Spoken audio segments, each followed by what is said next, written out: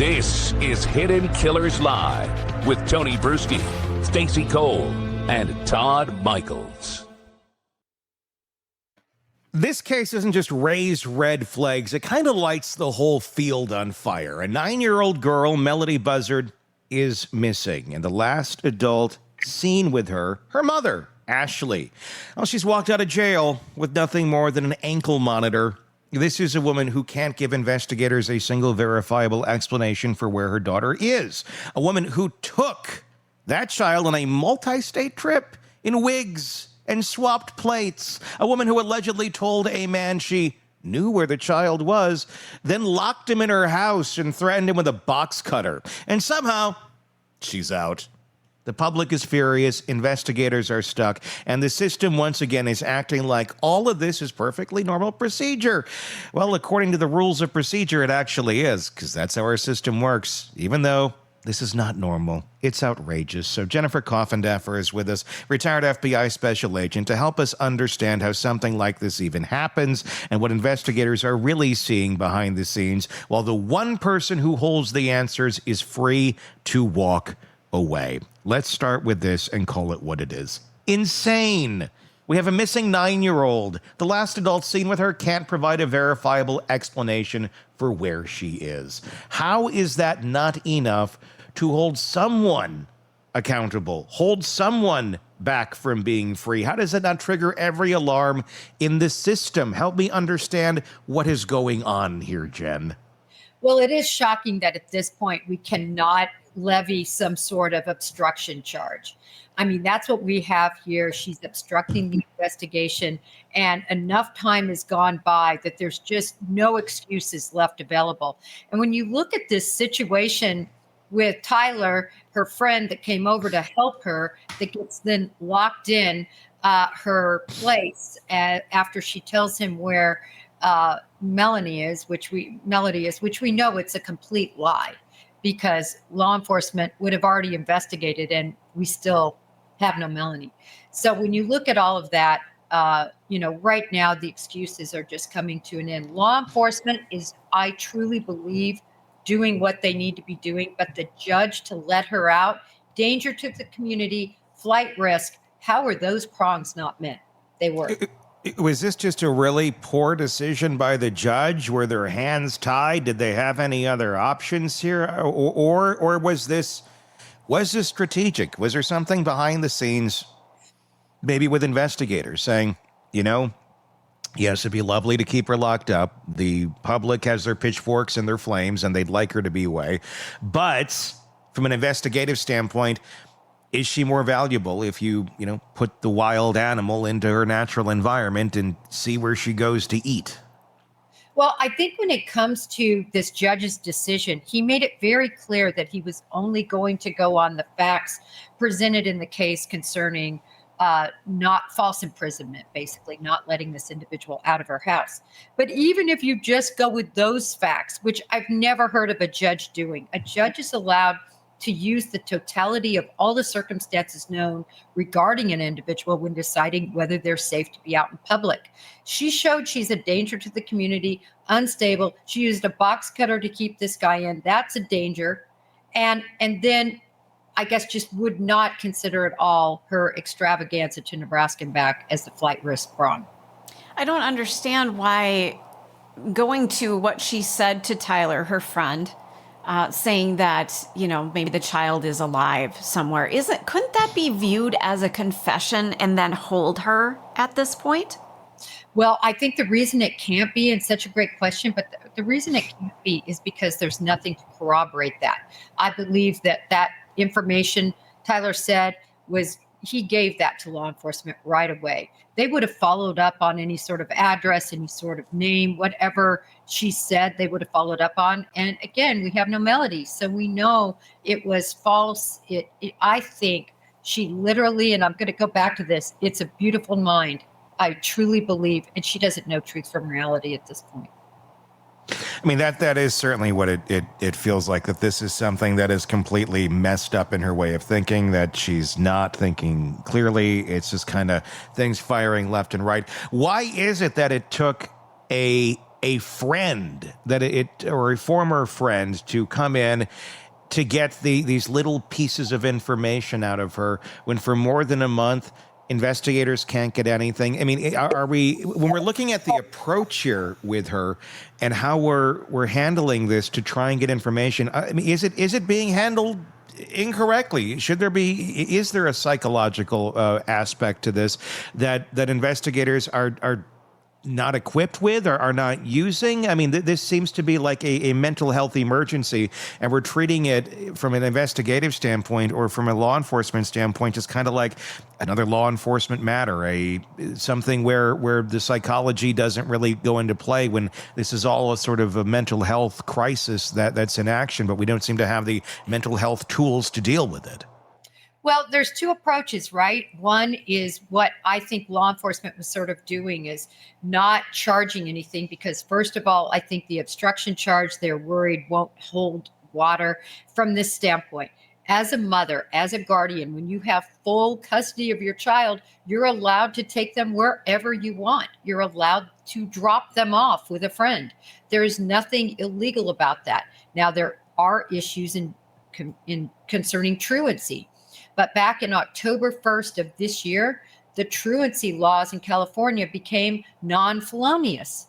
So in other words, you can keep your kids out of school and it's not a felony violation anymore. So as things get more and more liberal thinking from a law enforcement standpoint in California, that I think also helped cause law enforcement not to have the tools they needed to charge her. Do you think this happens all the time and this is just a case that we're hearing about, that there are more cases just like this that never make the news?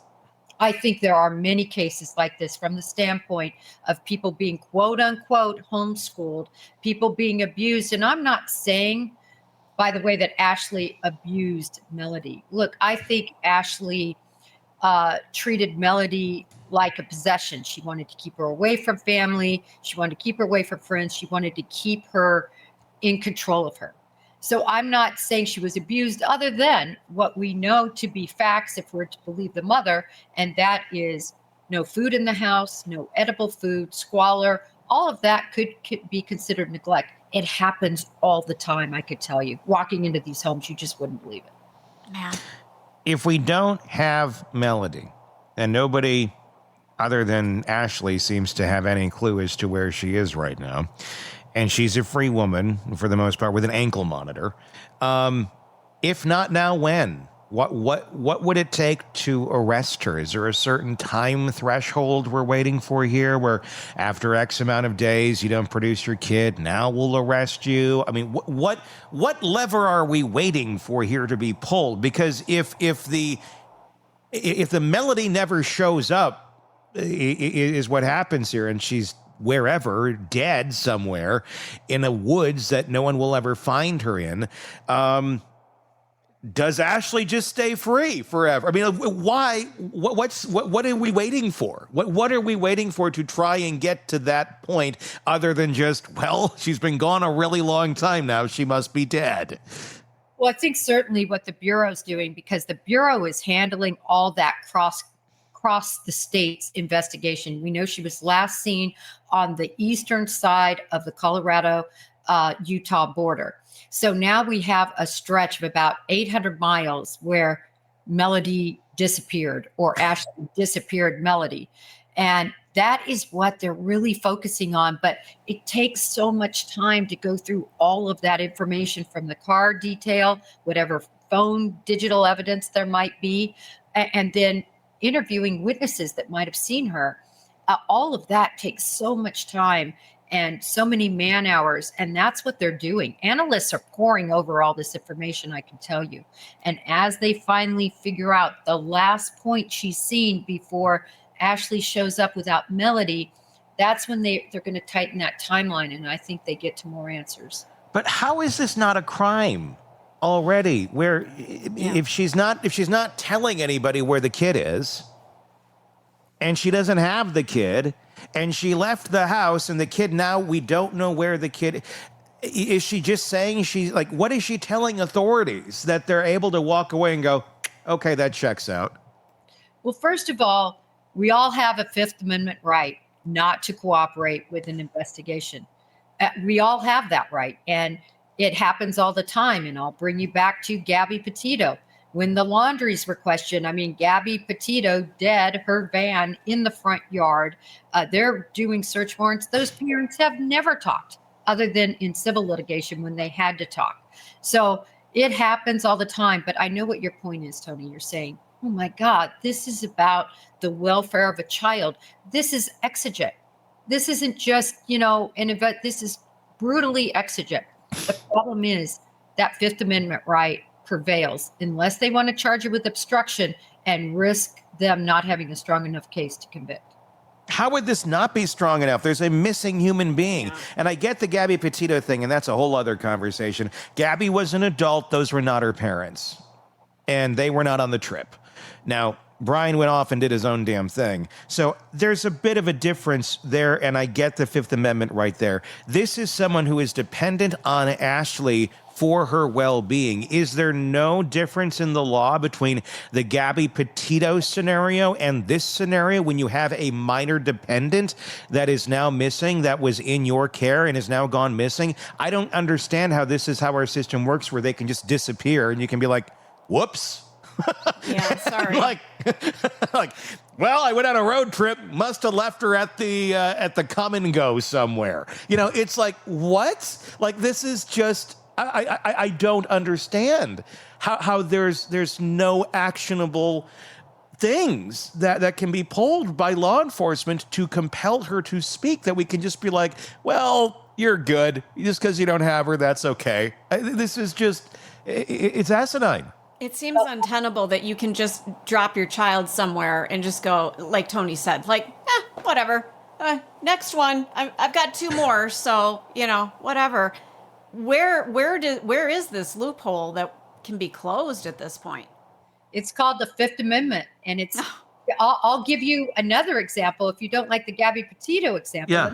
This one. How about the Harmony Montgomery, Adam Montgomery? She was missing for over 2 years. Law enforcement approached him, talked to him, told him he had to talk, and he said, up yours, I'm not talking, I'm not saying where she's at. And but for the, wife coming forward at the time and telling about the horrendous details, nothing would have been done.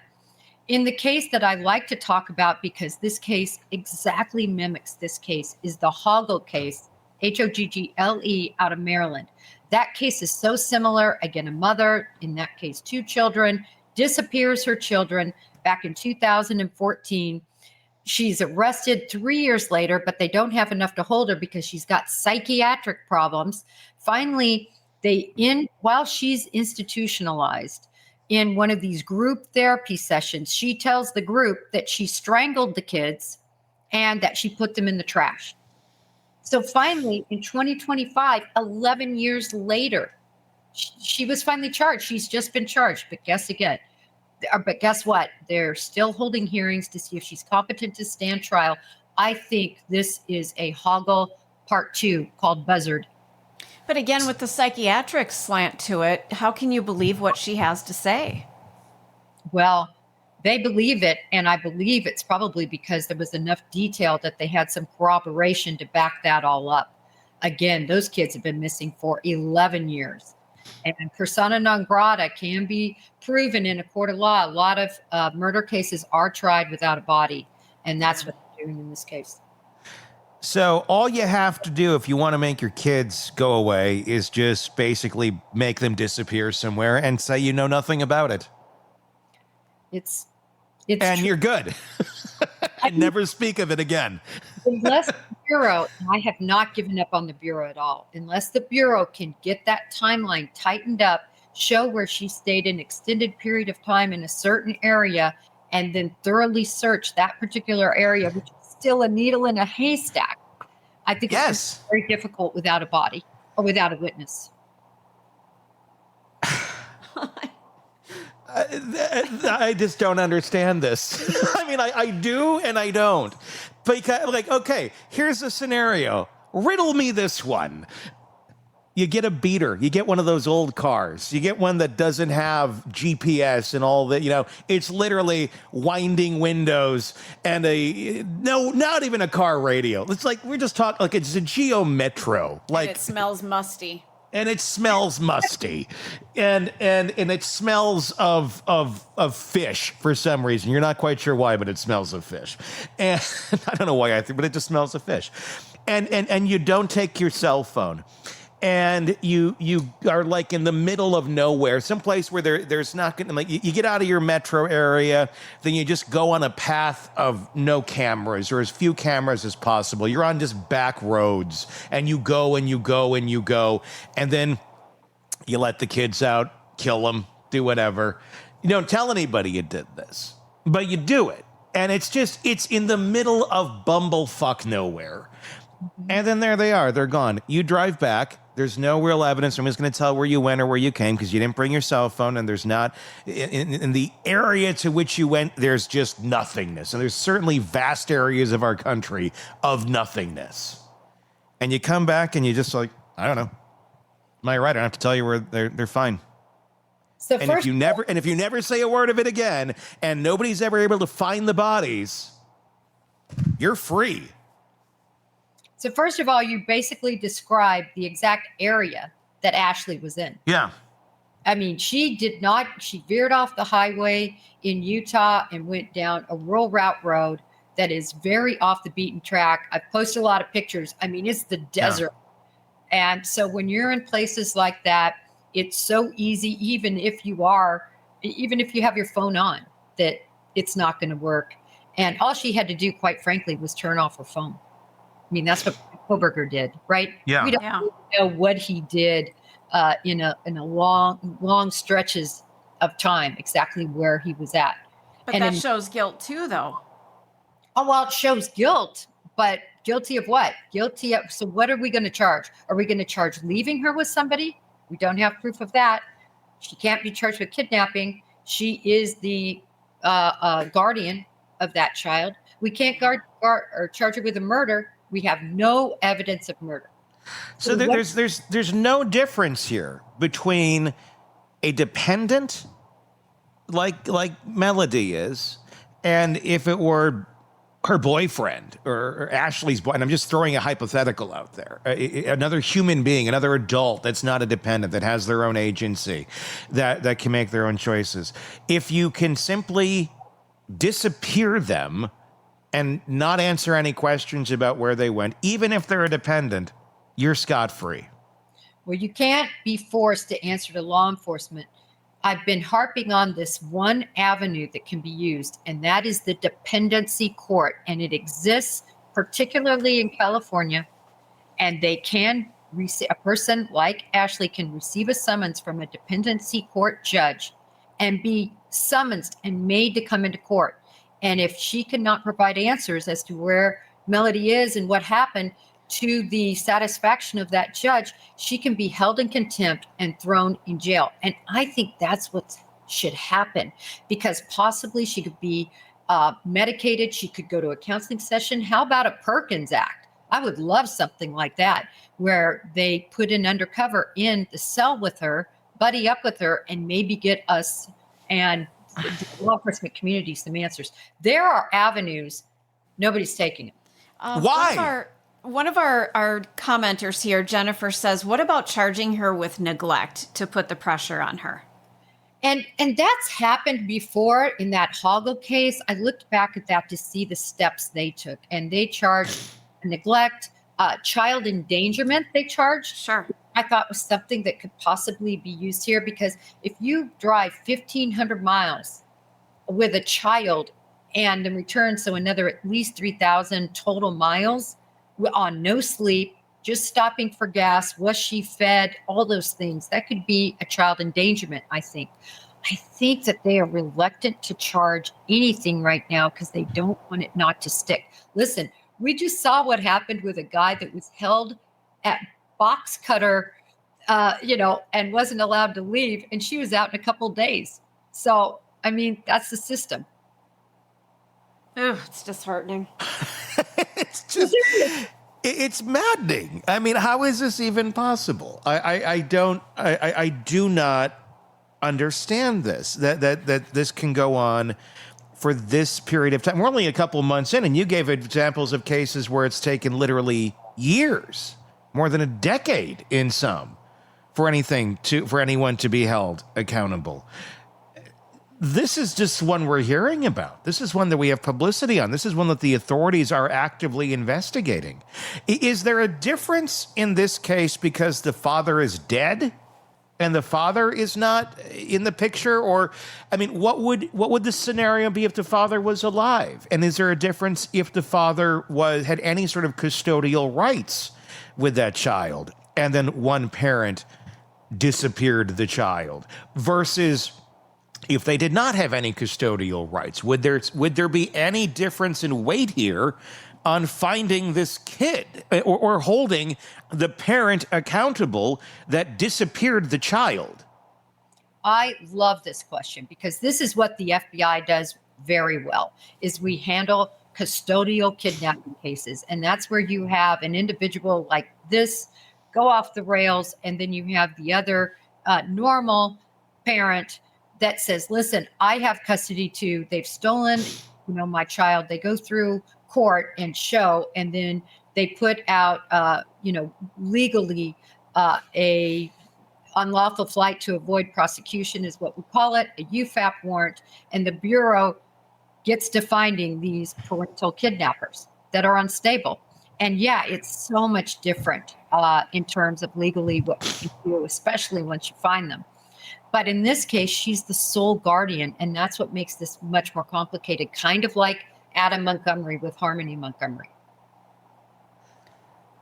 So simply because she's the sole guardian and the other person's dead, because there's no one else contesting this, there's nobody else out there raising in a parental form because of legally being a parental figure, it's pretty much the system is designed. Is it because the system is designed? The system is not designed to assume or be prepared for a parent working against the best interest of their child. I mean, it seems like this was something, the way that it's functioning, no one saw this coming, and no one's ever made any fixes to it since. Clearly, we've run down this road many a times, but nothing ever seems to change in terms of what needs to be done here when somebody's going to pull the levers and basically hack the system and use it to their advantage the way that she is right now.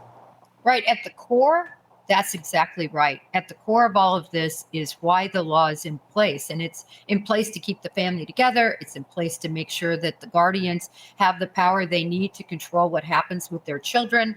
Nobody, as a general rule, wants the government telling them where they can educate their child, where they can take their child, who can watch their child. That is not something the general public wants to see. And so the laws protect those people, but unfortunately, it doesn't regard the individuals who are not acting in the best interest. There has to be a safeguard that if you're not doing X, Y, and Z, they step in and do something. And X, Y, and Z has not been fulfilled in this case. Well, X, Y, and Z, what is X, Y, and Z? The fact that she's not telling anyone what happened to Melodee. Again, we circle back to the Fifth Amendment, and unless they get her in dependency court, to me, that's the only answer here. Or there's only one more answer that I can think of. And that is if somebody, the mother of Ashley or the paternal grandparents, step in, go to the court and say, we want to petition for custody. If they petition for custody, I see that at least as some leverage, that at least if she's found, something could be done. I would love to see such a petition take place. And I think it would help possibly get some answers. Because right now she's in the custody of no one. I mean, on paper, she's in the custody of Ashley, but she's not there. But the law doesn't seem to recognize that part. Right. The law doesn't recognize that part. And let's face it, Tony, there has been nobody that's come forward. Nobody that said, by the way, this woman named Ashley dropped off a 9-year-old with me. Yeah. Or a neighbor saying, there's this 9-year-old that just showed up at this house. The leads that were given by Tyler that were given to him by Ashley obviously didn't pan out, or we wouldn't even be here today because Melodee would have been found by law enforcement. I just feel like I'm going to call it 90-10. 10% chance that she's still alive. I agree. And I don't think she was sex trafficked. I know that is the big dialogue running, and I could be completely wrong. I just do not see that as a possibility, a very probable possibility. Why is your gut telling you that? It's really not my gut. I always said as an investigator, I never used my gut. I used facts before me. I mean, I know a lot of investigators do, and a lot of people say, oh, my gut tells me. My gut's never told me anything. What tells me are the facts I see before me. I see a woman completely wanting control of her child. I see a woman whose proximal event, and anytime you have a major instance happen, there's always one huge proximal event. I think that was the school board saying, where the hell is she? And we need answers. I think that was the proximal event. She thought they were going to come and take her child away, especially in her paranoid state. She takes off with her. The changing of the license plates, we've talked about it, the wigs, all that she did, I think shows that she wanted to do everything to stay and maintain control of her. Remember, she was the one ripping up missing posters. Yeah. She doesn't want anybody's help because she knows exactly where she is. She's in control of that child, whether she's dead or alive. She knows where she is. This would just be pure speculation at this point, but do you think that she left her daughter alive when she drove away? Or do you and if you're talking a delusional state here and someone who's not playing with a full deck and they really truly they care about their child in a control sort of way and they want them alive, you would think, you would maybe think that person would go hide them, quote unquote, someplace. Or I'm going to go here. I'm going to put you in this whatever, abandoned this or that, to stay here until I come get you again. So no one can, something like that. Or do you think it was the ultimate control of, oh, I know where she is and she's not going anywhere because I made sure of that? I think the number one scenario is the one you just came up with. And I really do. For anybody who has dealt with people like this, and if you haven't, please go rent A Beautiful Mind. That is a true story. Crow's in it. He does a great job acting in it. And it's a true story of the imagination used and what becomes their reality. Mm-hmm. Where they think they're at, who they think is chasing them, all of that. It's just made up in their head. I could absolutely, and that's my number one scenario, is she really did do something like that. Remember, this is a critical piece that people may not know about or recall. I think it was around October 28th, right in that time frame, she tried to rent a car again. She was under surveillance. She tried to rent a car again. She couldn't get the car rented. And when I say under surveillance, by media, not by law enforcement in this particular state situation, and they wouldn't rent her a car. Where was she going in that car? She wasn't running away. She was running back to where Melodee was. That will always be my belief with why she tried to get in. Then why don't we try and get her to get in a car and go again? Why? I mean, if she's delusional, if she's not in her right mind, she probably doesn't understand all the levers of the law that are being pulled around her right now. Just surprise! You just won a car, Bob Barker shows up, or the ghost of him shows up, and ta-da! Or just something, and just something that, guess what?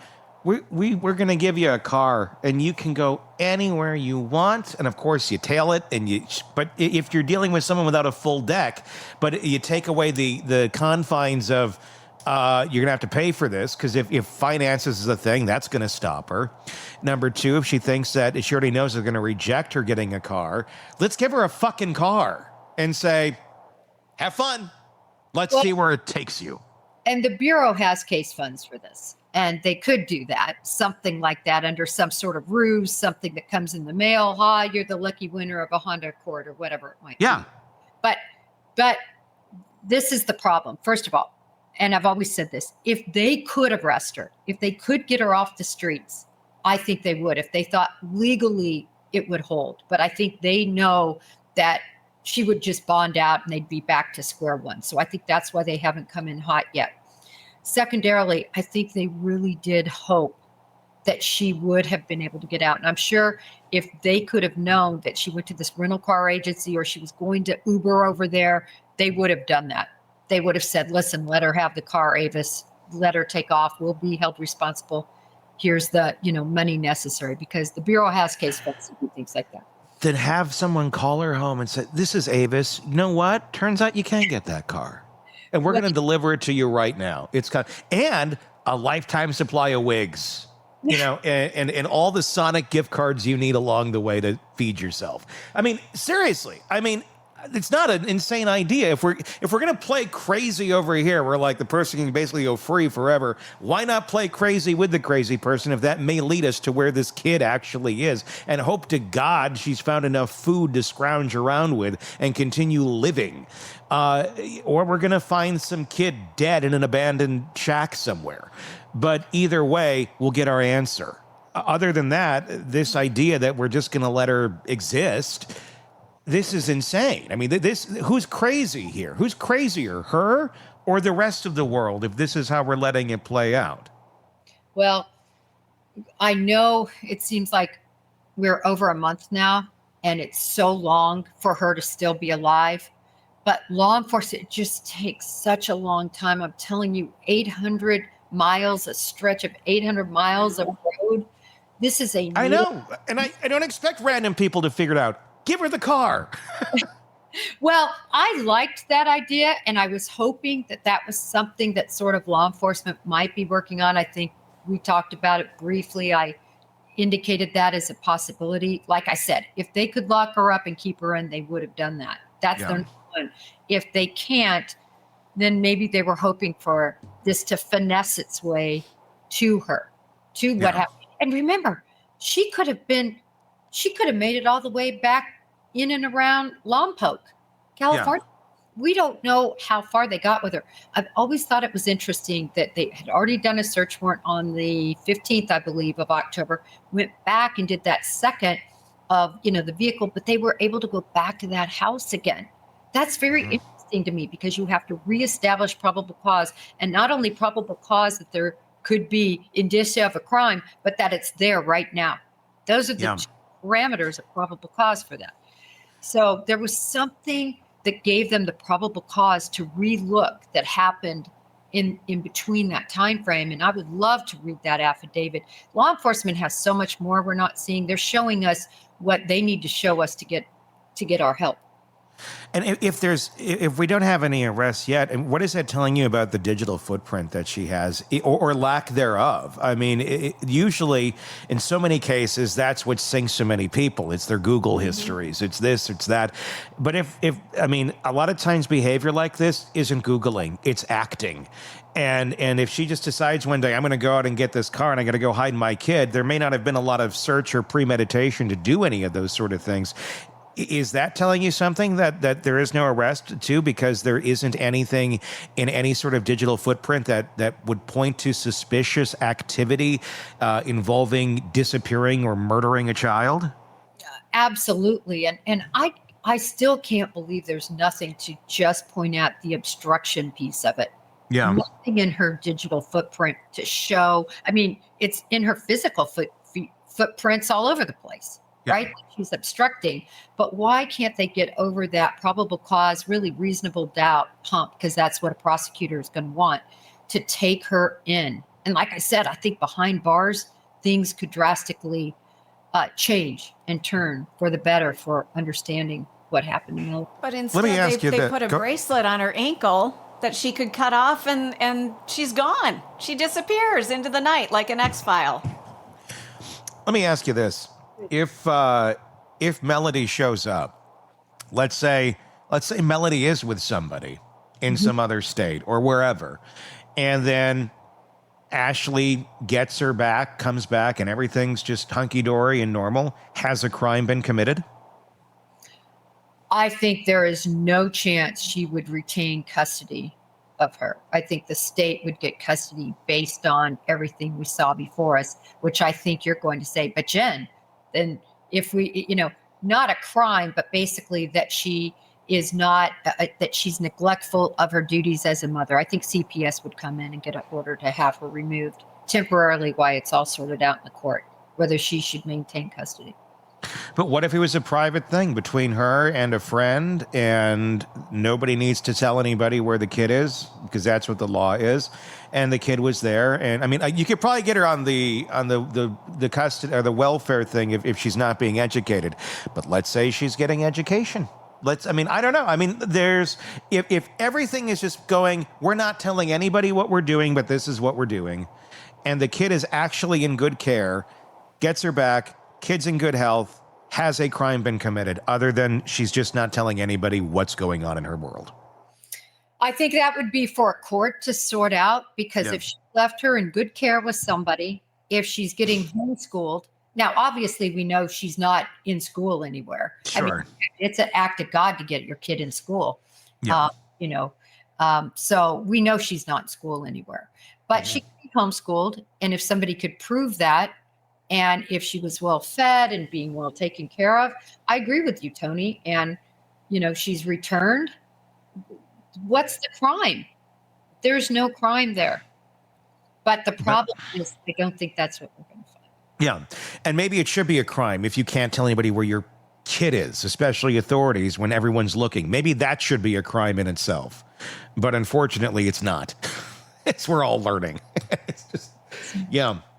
Let's move over to another case, another missing person or not missing person, but another case where they're no longer with us, and we don't know the answers to what's going on. And it involves a celebrity. There's a moment in every investigation where the silence gets louder than the facts. And right now, in the death of 13 when she died, Celeste Rivas Hernandez, is silenced from the Los Angeles Police Department. It's kind of deafening. They've now doubled down on their earlier statement, saying it stands on its own. That statement, for anyone who hasn't been tracking every beat of this case, boils down to something stark. The medical examiner still hasn't determined Celeste's cause or manner of death. And without that, the LAPD says the only confirmed criminal act this time is basically the concealment of a body. That's it. A girl found inside the front trunk, the frunk of a Tesla, registered to David, severely decomposed. Stuffed in a bag, allegedly. And officially, the only thing they can point to today is that somebody hid her body. No homicide charge, no manslaughter, no negligence, not yet. And that gap between what the public sees and what the victim deserves and what the system is currently willing to call a crime is enormous. It's painful.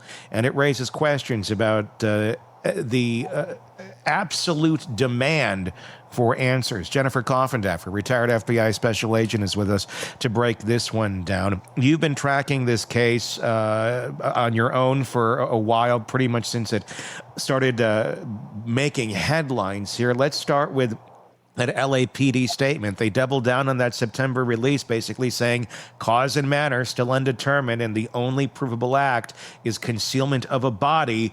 What does that kind of language tell you as an investigator? Well, this is what this is saying. Shut up, leave us alone. We'll get back to you when we have something. Okay? Yeah. That's what that statement says in a very nice way. I mean, look, they have to have a anthropologist, forensic anthropologist, break down the 70 pounds of matter that they have, and that's all they have. They have to have a forensic entomologist look at what bugs are eating her up when they found her, to figure out possibly when she actually died and everything they can figure out from those bugs. That toxicology, I guarantee they've known her tox for probably weeks. They just haven't released it. That's critical as well. You put that all together, and I'm going to give you another analogous case. Suzanne Morphew. Suzanne Morphew, tranquilizer gun, purportedly killed, charged, malfeasance by the prosecutor, charges dismissed, and then they found the body. When they found that body, they did all of this I'm just telling you about, toxology, which led to that tranquilizer. They found, they were able to do the bug guy and the anthropologist, and they were able to make a case. Guess how long that took from found in the grave, even with everything they had before that, which they had dozens and dozens of pages of probable cause in one of the longest probable cause affidavits I've ever seen. Guess how long it took? I can't wait to hear your guesses. From when they found her body to when they indicted her husband again. That was quite a bit. That was many months, wasn't it? I mean, was it more than a year? 21 months. 21 months from identifying the BAM in her bones, basically, which was the sedative that would send the tranquilizer dart that they claim he had on him. Is that because it took that long to get those sort of results out of the anthropologic technology? Yep. It took the anthropologist that long. It takes the toxicologist that long with that sort of, uniqueness. And then, like I said, these bug doctors tell a lot, what's eating your flesh. It's disgusting, but it's a very accurate science. It's accurate. It takes forever. It takes a long time, that forensic anthropology, unless it's something obvious like a gunshot wound. That's why Brian Laundrie, they came back in, no time because his skull was fractured.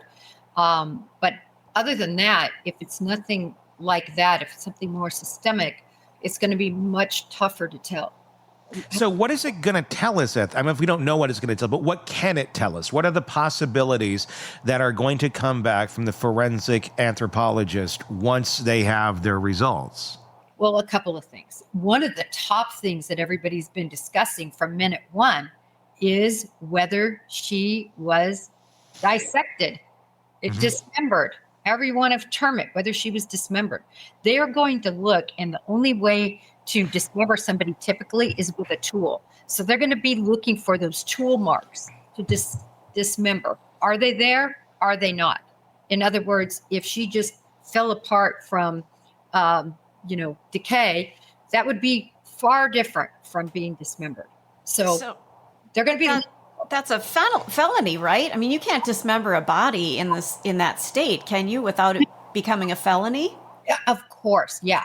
And exactly to your point. So now they're going to have something to really work with, even though, and I know we've talked about this, it was reported early on by the local station before they ever knew her name was Celeste Rivas. The day this was reported was the first day I reported on it, not even knowing it was Celeste Rivas, not even knowing who David was. Just it was a body because they were begging the public for help back in the day one, right? And one of the things they released, multiple things, right? 70 pounds, that tattoo that was on the finger, and dismembered body. And of course, you all featured my very scientific showing of how you can't fit a 5'1.5", 110-pound human into a frunk. I stick by that, unless they, broke her down or dismembered her. And we have the pictures of the bag in the frunk in that junkyard, so we have it. You were breaking that down on your show the other day, Break the Case with Jennifer Coffindaffer, which you can get wherever you get podcasts and on YouTube. Tell me about that. Tell me about those pictures that you were looking at and breaking down. Well, yeah, when you look at this picture, first of all, I do want to say this is the latest model Tesla, and they did increase the frunk space by about 2 cubic feet to accommodate, quite frankly, golf clubs. Or a body. Yeah, no, you could still only get golf clubs in there. Okay. I mean, use the size of a golf club unless you're like 5. Yeah. Our dimensions just don't work. So, I said, unless they literally... Or a child.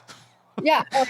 If you're on our other story, if you're the other case, our buzzard issue. Yeah. I mean, you're just not going to be able to fit a full... Yeah.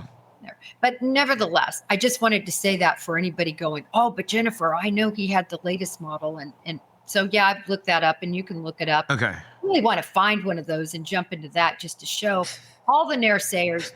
You can get clubs. You had a Tesla dealership doing that. Well, I wanted to do it. I've just been too dang busy. But the minute I get the chance, I'm going to. Believe me, you'll see part 2. You're going to be on a list quick. It was funny. I was with my closest friends of 20 years and over the weekend in a celebration. And anyway, I told them about this. and they're all very normal people. They're not into true crime. They're just rich people, right? They're like, you had that do what? Of course, they feel terrible for my poor husband because they're like, how did you convince him to do that? And I said, he's so sweet. You know, I begged him. And because I wanted to make the point. And literally, we as investigators, as FBI agents, number one thing you use if you're successful is common sense. Yeah. And you say, that just isn't going to work, but let's make sure that I'm not. And how can a 5'3" scrawny David, who, as far as I know, doesn't work out. He's never talked about working out, but I've seen him many times, extremely under the influence and everything else. He doesn't seem like the healthiest guy, let's just say. Is he going to pick up somebody his approximate size when somebody who's 5'10", 180 can't do that to me? Sure. Because I'm slippery and everything else, dead weight. But all that aside, the whole point is when you break down the pictures of her in that trunk or in that frunk, if you look at that bag, it seems to have a lot of excess room in it. The one that she's in, the actual frunk bag of Celeste Rivas, not the one I did, the one of her. Right. And remember, they said the remains were only 70 pounds. So basically half of her weight. Why? So much decomposition. And remember, as far as we know, at least the last picture seen by the PI that went into the place, her last photo was taken on January 2nd. Just think of the decomposition that would take place during all that time, found in September. I don't know the answer to that, and I'm sure conditions have a lot to do with it. I would imagine a trunk, it's sealed off fairly. I don't know how sealed off. I would imagine it's fairly sealed off from a lot of things getting into it, but, nature will do its course of whatever. And then for a body to break down to 70 pounds from whatever she was, I'm assuming probably close. Do we know what she originally was? Close to 100, somewhere around there, I'm going to guess. I mean, just looking at her pictures, that'd be my guesstimate. What's that? 110 to 115. I'm going to say approximate size. So we're talking losing roughly 30, 40 pounds of body weight due to decomposition.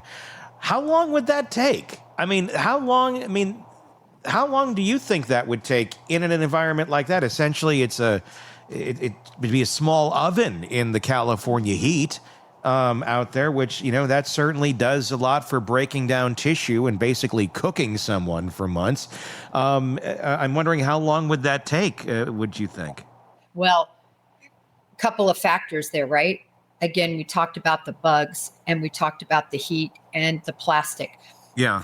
Since in law enforcement, when we go in and we take anything that's biodegradable, we do not put it in plastic because it increases the rate of it degrading. Yeah. We use paper for things even like blood, even like hair. It can only go in paper. So it's because we as investigators know that rapidly accelerates decomposition. I obviously am not a forensic anthropologist, but I can tell you that it would break down that body so quickly in that environment, so much more quickly compared to, say, a dry situation. And I'll give you another good analogy. Do you remember Gene Hackman and his wife? No. Yeah. Right? They were found in the house, and they had been there for weeks and weeks and weeks, but it was dry, and they were basically mummified.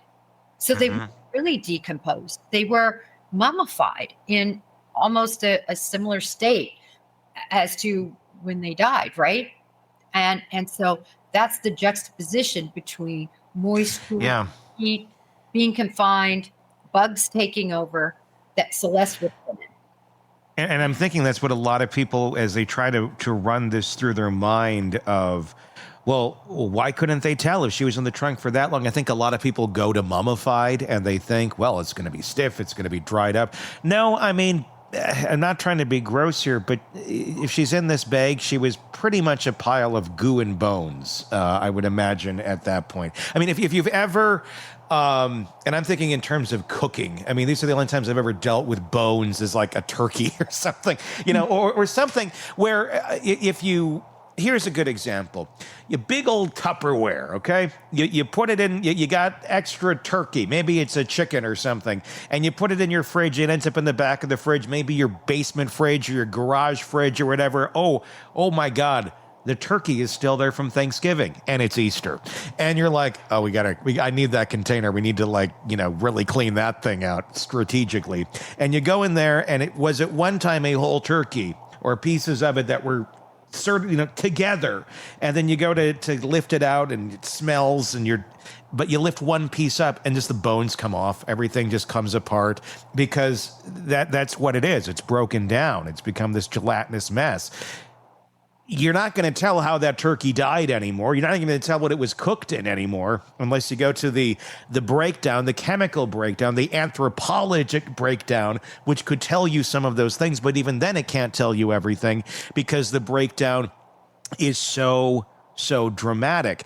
That essentially is what we're talking about here of the body of Celeste Rivas Hernandez. And maybe also why early on, I'm going to say, maybe is that why you think some of the reports were saying that she was dismembered? Do you think that might have been maybe a misunderstanding, maybe an early investigator misspeaking because the body parts were coming apart and they're like, oh, she was dismembered and this is kind of leaked out and it was more so, no, she's been basically cooked.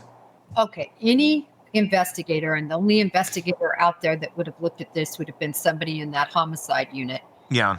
They're going to know the difference, I believe, between a decomposed body that is fallen apart, so to speak, as opposed to a dismembered body. Yeah. And you're going to see tool markings on the body.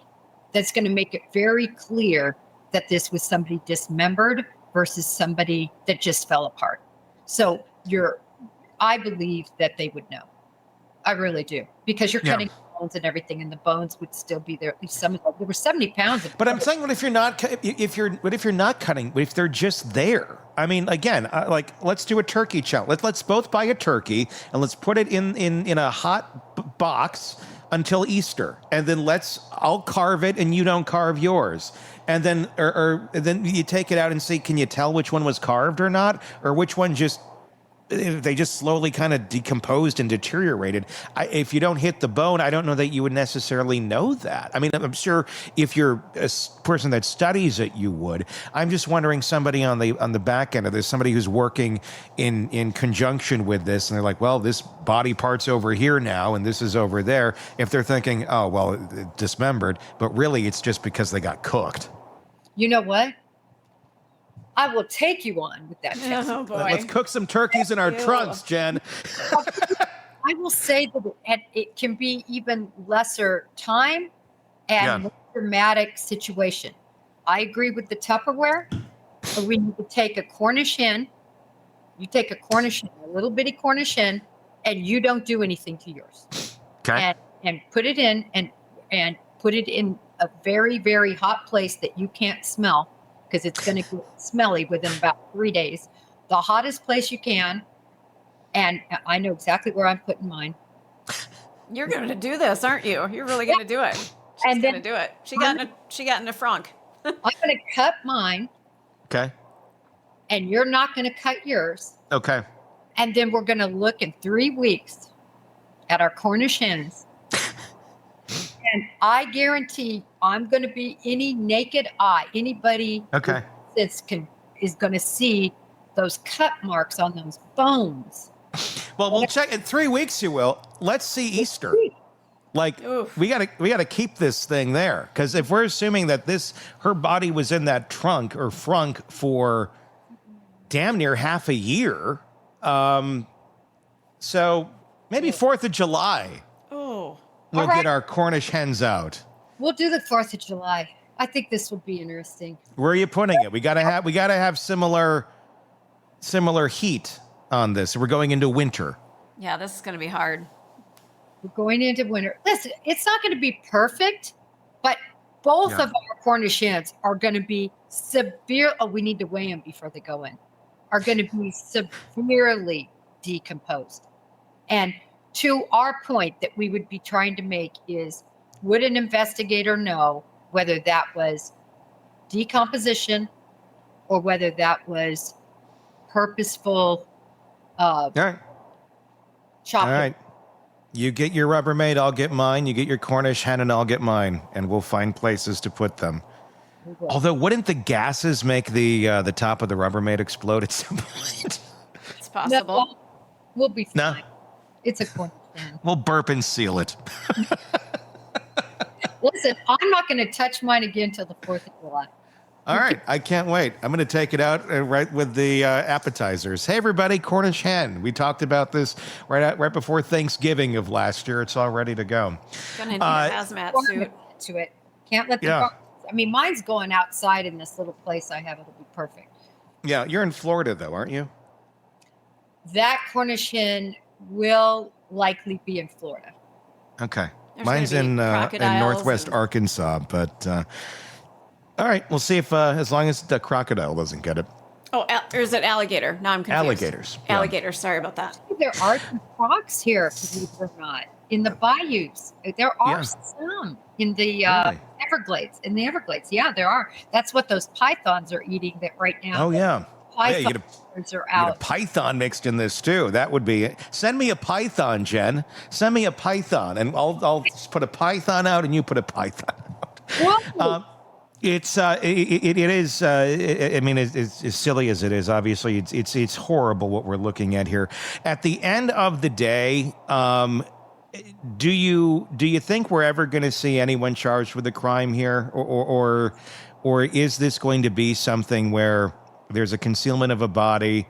I don't know. I mean, I'm wondering, was a crime committed here other than concealment of a body, or was this a combination of really bad choices? Someone died unexpectedly, and nobody wanted to be accountable for having the death of a runaway underage child with them, and they thought, well, let's hide it. And I don't.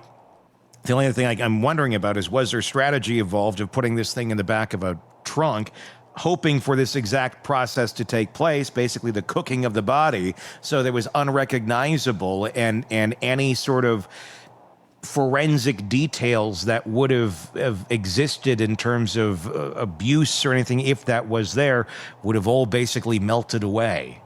Well, and I want to be clear on just one thing. All we know is the January 2nd date, again, according to what would have been left in the mansion. So there could have been pictures of her, and she could have been alive after that. Sure. I'm just saying that's the only fact we have to go on. Mm-hmm. Go on the fact that we know. Secondarily, I guarantee you there will be charges. There will be charges, and I think there'll be charges against more than one person. I think there will be multiple people involved. As far as what will those charges be, minimally the concealment of a body, desecration of a body, possibly, and then murder, possibly, depending on what that forensic anthropologist says. Yeah. Is there any, just because David's name is linked to the vehicle, does that mean there'd be a charge against him for just owning the vehicle? If he had no physical involvement or awareness of any of this, or does it all come down to any sort of awareness that he would have had of any of this going on? What it's going to come down to is, would he be able, if he weren't the main person doing this, would he be able to be charged with conspiracy? And Tony, to be charged with conspiracy, you need 2 overt acts. So what were those overt acts? Were they letting him have the car? That's an overt act. Were they showing anything? Overt acts can be the smallest of things. Driving somebody. So we know that somebody drove that car and parked it. How did they get to that car? You know, it's his car. So I see very possibly a conspiracy type situation following him, because all you need are 2 of this. You can have a text message. That's an overt telephone call. So there's not much they have to prove conspiracy. So basically, if he knew about it and conspired in any way to make that body disappear or go into that trunk, he's going to be in trouble. But If he's clueless? he's not clueless. I'm just saying if. We don't know, because we don't know the answer to that. I mean, these people have big circles and posses around them of people that all have, their own selfish needs and wants and desires of what they're doing. And they're, either they're cozying up to celebrity for that, or they're an employee, and that's part of what they do. And they just kind of go from person to person. So I don't think we do know that for sure. I think there's a possibility that we don't know the answer, that he thought, well, she went off back home or did whatever, and that groupie's gone now or whatever, and there's no knowledge. I think there's a real possibility there that then somebody else in the crew got her hands on her, but we don't know. Oh gosh, where's my $120,000 Tesla? Dang, I guess I just lost it. Right. All right, moving on. I know. Who does that? No one does. He knew that Tesla was gone. It is a common sense Occam's razor. That's this case. Beeline, light on him being involved in some way, in my opinion. You got a good point. I mean, he was a celebrity. He is a celebrity. He has some fame. He has some money. He doesn't have that kind of money where you're missing a Tesla, where you wouldn't be aware that your $100,000 car is being used. But again, let me go the other way too.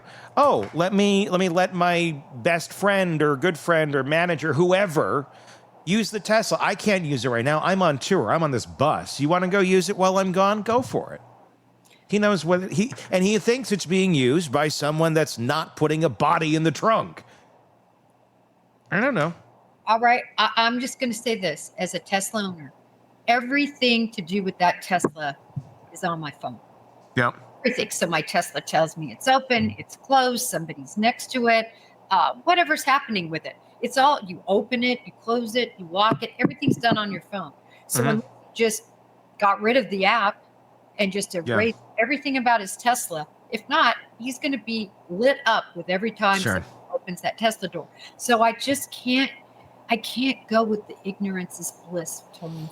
Unless he's I on can't tour either, and but doesn't want the alerts, though. Yeah, what if you turn off alerts? I turn off alerts all the time. I don't... I'm not buying. I'm just trying to look at it from all angles on this. I agree. And I know I don't mean to be obtuse.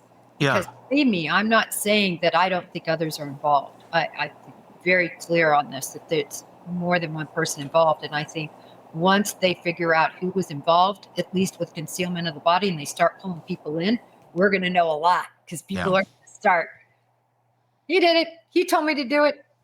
But we're waiting for that rock solid case. It's just going to take a while. It could take 2 years, just like Morphew.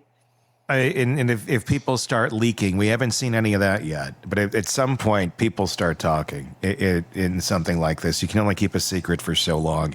And there are certainly human beings that are aware that something happened here. Exactly what is the question. All right, go get that Cornish hen, and I will get mine as well.